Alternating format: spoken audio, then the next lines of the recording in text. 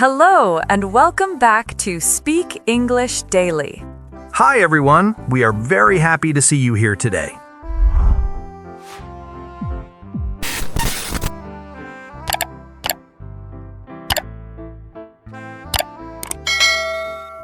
Before we begin, remember to repeat out loud, not silently. Speaking improves only when your mouth works, not when your brain only understands.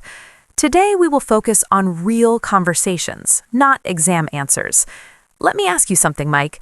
You studied English for many years in school. You passed tests, you learned grammar rules, but imagine a tourist stops you on the street and asks, "Hi, can you help me find the bus station?" What happens in your mind? I understand the question, but I panic.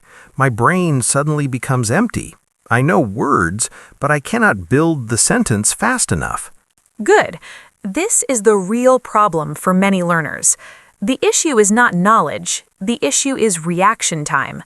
Exams train memory. Real life trains response. In school, you saw questions like, choose the correct verb form. You had time. You looked, you analyzed, you answered. But in real life, nobody waits for your grammar analysis. Conversation moves forward without you. Yes, in conversation, people keep talking. I start translating in my head and I get lost after 2 sentences. That is because you learned English as a subject, not as a tool. A subject lives on paper. A tool lives in your mouth. When English stays in your head, you become a good reader. When English lives in your mouth, you become a speaker. Tell me honestly, when someone speaks English to you unexpectedly, do you first think in your native language? Always. I hear English, then I translate to understand, then I translate back to answer. That creates delay. Conversation cannot survive delay. Native speakers do not speak faster because they know more grammar. They speak faster because they do not translate. Let us simulate a situation. I ask you a simple question. What did you do yesterday evening? Do not think too much. Just answer.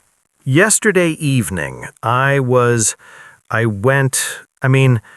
go to my friend's house. We watched a movie.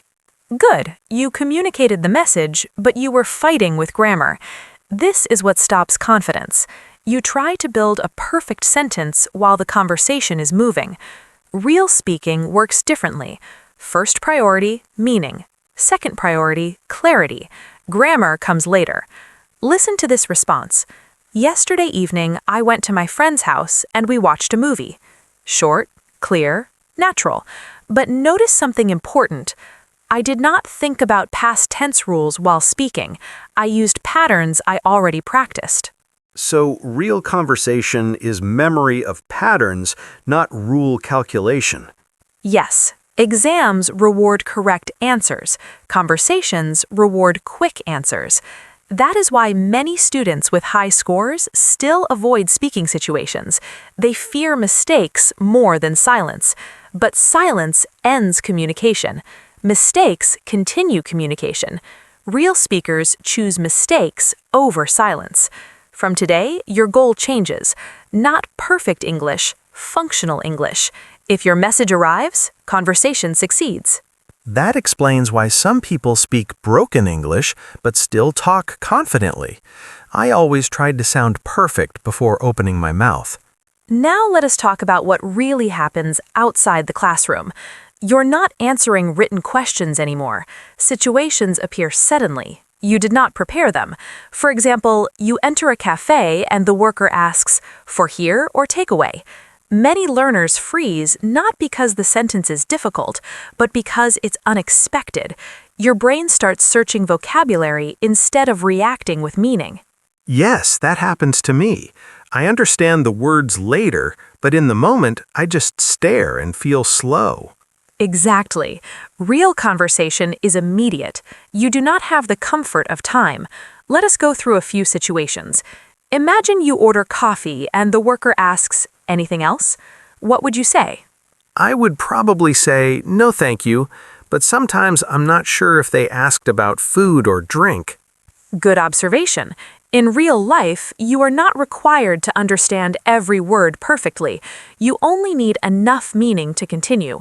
Even if you are unsure, you can still respond safely. For example, "No, that's all," or "That's it." Both work in almost every service situation. Conversation continues because you responded, not because you understood perfectly. So I don't need 100% understanding to speak? Never. Waiting for perfect understanding stops communication. Native speakers also misunderstand each other, but they keep talking. Now consider phone calls. Many learners fear phone conversations more than face-to-face ones because there are no visual clues. If someone calls and says, "Hi, is this Mike? I'm calling about your application," what happens? I panic more because I cannot see their face. I start thinking about grammar again and I miss the next sentence. Then you lose control of the conversation. Here is a simple rule. When you feel lost, slow the conversation, not escape it. You can say, "Sorry, could you repeat that slowly?" or "One moment, please." These are powerful sentences because they give you time while keeping communication alive. I usually stay silent instead of asking them to repeat. Silence creates pressure. Asking creates control. Another common moment is unexpected small talk. For instance, a colleague says, "Busy day today, huh?" They're not asking for information, they're inviting connection. Many learners respond with only "yes," and conversation dies. Yes, I do that because I don't know what else to add. Add a small detail. "Yes, I have 3 meetings today." Or, "Yes, it's been really busy since morning." One extra piece of information keeps conversation moving. Real speaking is like throwing a ball back, not giving one-word answers. I see. Exams train short answers, but real life needs continuation. Correct. Exams measure knowledge. Conversations measure cooperation. Your job is not to produce perfect sentences. Your job is to keep interaction alive. Every time you respond, ask, or add a detail, you show participation. That changes how I think about speaking. I always thought my role was to avoid mistakes, not to continue interaction. From now on, your role is participation. Mistakes can be repaired. Silence cannot be repaired. When conversation stops, learning stops. That makes real situations feel less dangerous because I have something I can do even if I'm unsure. Now we address another misunderstanding students have about speaking. Many learners believe real conversation requires perfect grammar before opening their mouth. Because of that belief, they start building sentences inside their head and only speak when they feel safe. But conversation does not wait for safety. It moves while you are still thinking. That is true. I often create the full sentence silently first, and by the time I'm ready, the topic has already changed. That habit comes from writing practice. Writing allows editing. Speaking does not. In real conversation, people pause, restart, correct themselves, and still communicate successfully. Listen to this natural response. "I went to, last weekend I stayed home because I was tired." The speaker corrected themselves while talking, and communication continued normally. So correcting during speaking is normal, not a mistake? Correcting is part of speaking. Silence is the real barrier. When you try to sound perfect, you stop sounding human. Natural speech includes thinking words like well, and "let me think." These are not failures. They are signals that you are processing information while keeping your turn in conversation. I always thought I should remove those words because they sound weak. Removing them completely makes you slower because you pause silently. A short thinking word keeps the listener with you. It tells them you are still speaking. Without it, they may interrupt because they think you finished. That explains why people sometimes start talking while I'm still thinking. Exactly. Conversation is a shared rhythm. You must show you still hold the floor. Now consider grammar mistakes. Suppose you say, "Yesterday I go to market and buy vegetables." The grammar is not perfect, but the meaning is clear. The listener understands your action and time. In class, that would be marked wrong. In exams, yes. In life, it works. Later, you improve grammar through practice, but communication already happened. Fluency grows from use, not from waiting for correctness. Before we continue, tell us in the comments, what situation makes you freeze the most when speaking English in real life? Many learners probably have different answers because problems appear in different places, not only classrooms. And recognizing the situation is important because you prepare reactions, not memorized essays. Real speaking depends on flexible thinking, not memorized paragraphs. I understand now. Speaking is closer to reacting than performing. Good description. When you react naturally, you speak continuously. When you perform perfectly, you speak rarely. That removes pressure because I can allow small errors and still participate. Now we move to a very important survival skill. What do you do when you do not know a word? Many learners stop speaking immediately because they believe vocabulary is required before communication. But in real life, speakers often describe ideas instead of using the perfect word. I usually stop and say nothing because I think the conversation cannot continue without that word. That is the habit we change today. You replace missing vocabulary with description. For example, imagine you forgot the word receipt. Instead of stopping, you say, the paper they give after paying. The listener understands and may even give you the word. So conversation helps me learn the word instead of blocking me. Exactly. Conversation is a cooperative activity. People help you when you keep speaking. They cannot help when you go silent. Another example, you forget the word calculator. You can say, the machine for counting numbers. Meaning arrives first, vocabulary arrives later. That feels possible even with limited vocabulary. There is another strategy called rephrasing. You start a sentence, realize it is difficult, and change direction without stopping. Listen, I was planning to... Actually, I decided not to go. The speaker avoided a complicated structure and chose a simpler path. I normally restart the whole sentence from the beginning. Restarting wastes time and confidence. Redirecting saves both.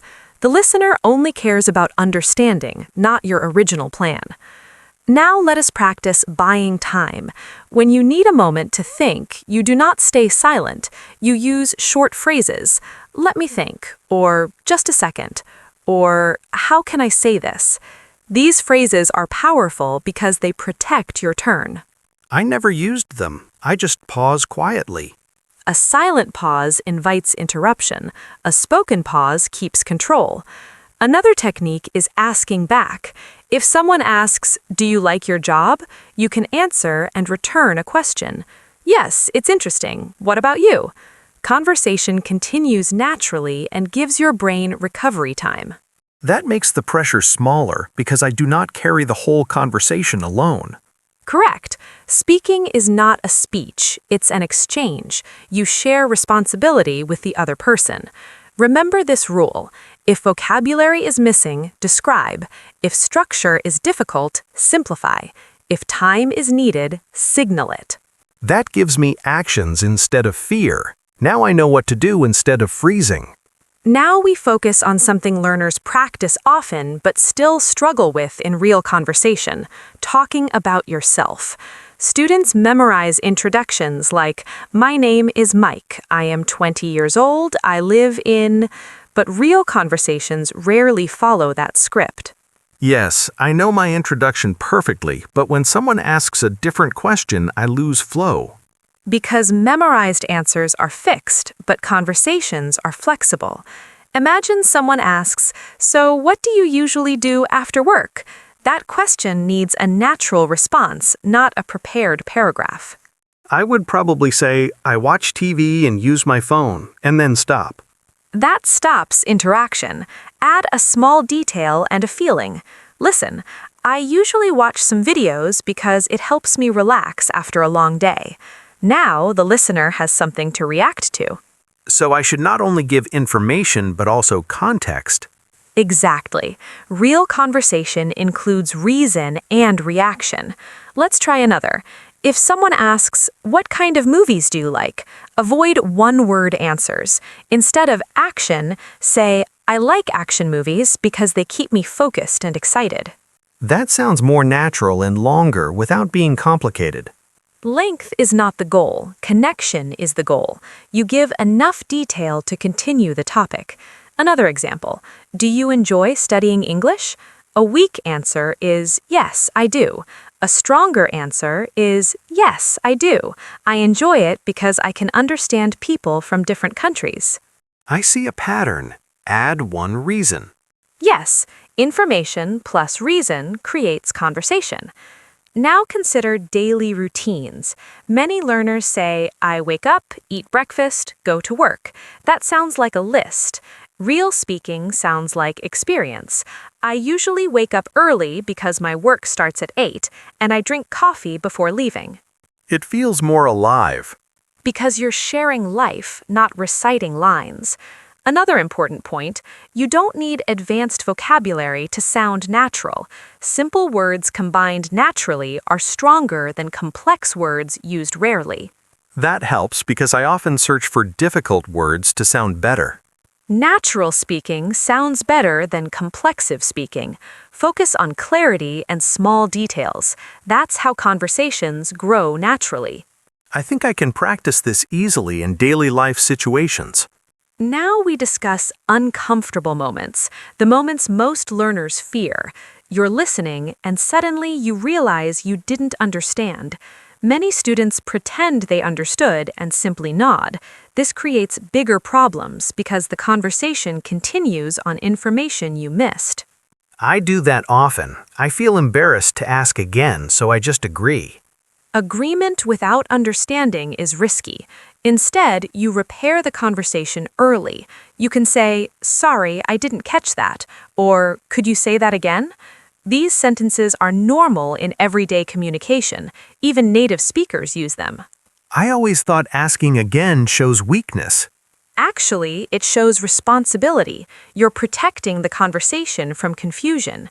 Now consider another situation.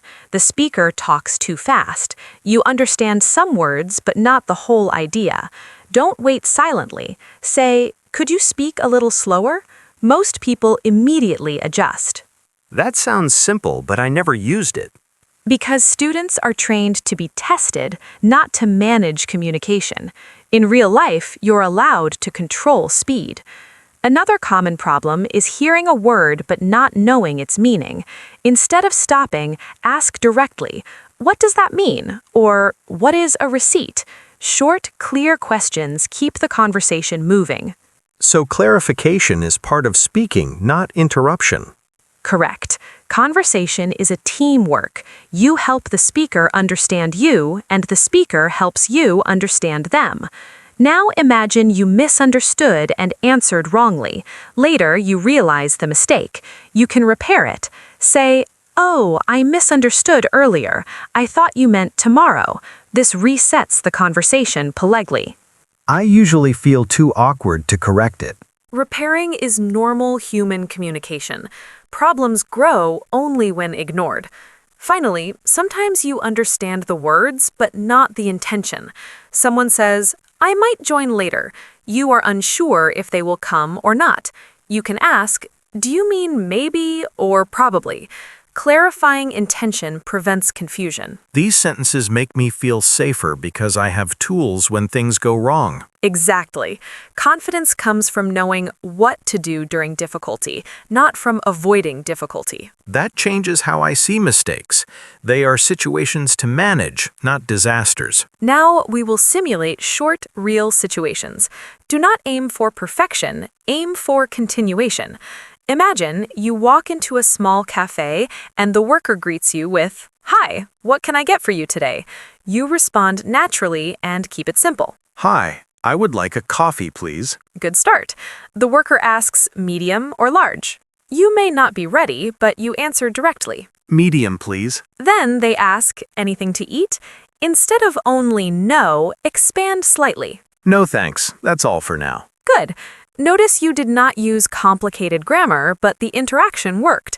Now, a different situation. You meet someone new at a workplace and they say, "Hey, I don't think we've met before." You respond politely and keep the conversation open. Yes, I'm Mike. I just joined this week. Good. The person asks, "How are you finding it so far?" Add a short opinion. It's good so far. People are friendly and helpful. That invites connection. They might respond with their experience. Now imagine small talk in an elevator. Someone says, "Feels colder today." This is not a factual discussion, it is social connection. Yes, the weather changed quickly this week. Good. You returned the conversational ball. Now they may continue speaking. One more situation. A neighbor asks, "Have you been living here long?" Avoid one-word answers. Not very long. I moved here about 6 months ago. Excellent. Short, clear, and open for follow-up. These interactions show something important. Fluency does not come from long speeches. It comes from many short, successful exchanges. I noticed none of these needed difficult vocabulary. Because daily conversation depends on reaction, not complexity. You respond, add a small detail, and allow the other person to continue. That makes real communication feel achievable. Now we will have a longer, natural conversation. I will not guide you step by step. Just respond and keep it moving. We will talk about your typical weekend. What do you usually do on Saturdays? On Saturdays, I usually wake up a little late because I don't have work. After that, I make breakfast and spend some time on my phone checking messages. Do you prefer staying at home or going outside during the weekend? I prefer going outside, but sometimes I feel tired, so I stay home. If I go outside, I usually meet a friend or walk around the city. When you meet your friends, what do you normally talk about? Mostly daily life, work problems, and sometimes future plans. We also talk about movies or videos we watched recently. Do you plan activities in advance or decide at the last moment? Usually at the last moment. We send messages and decide quickly because everyone has a different schedule. That sounds common. Many adults do not have fixed free time. Do you feel your weekend is enough to relax? Sometimes yes, sometimes no. If the week was busy, the weekend feels very short. What helps you relax the most after a stressful week? Walking helps a lot. Music also helps me clear my mind. Do you ever use English during your weekend activities? Yes, sometimes online when I watch videos or chat with people. Do you feel more comfortable typing or speaking? Typing is easier because I have time to think.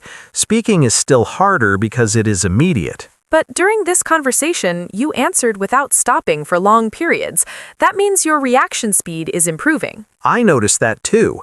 I'm thinking less about grammar and more about meaning. That is the purpose of real conversation practice. When your focus shifts from correctness to communication, fluency starts growing naturally. I feel more confident now because I know I can continue even if I make small mistakes. Before you leave, practice today. Speak for 2 minutes about your day without stopping, even if you make mistakes. That is how real speaking grows. If this lesson helped you, subscribe and come back tomorrow for another real conversation practice. Keep practicing out loud, not silently, and you'll notice progress faster than you expect.